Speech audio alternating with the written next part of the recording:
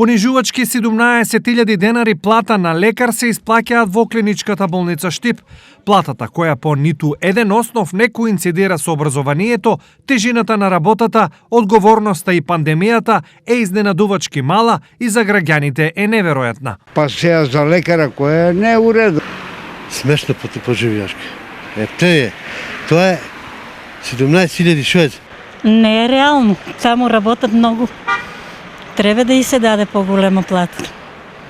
Ау, понижвачка е. Затоа е понижвачка. 17.000 доктор да бидеш, знаеш што значи?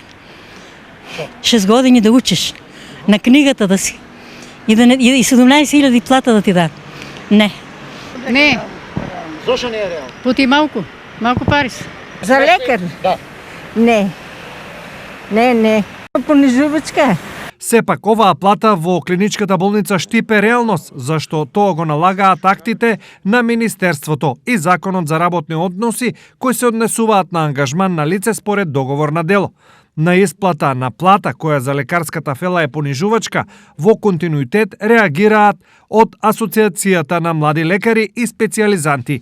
Идентичен случај како во Штип имаше и во Дебар, каде млади лекари работеа за надомест од 15.000 денари. Принцип, Законот за здравствена заштита како закон не предвидува ваков вид на ангажман на докторот со договор на дело. Од овој тип, значи се работи за колешка кој што се ангажирани врз база на класичен договор на дело, као хонорарец.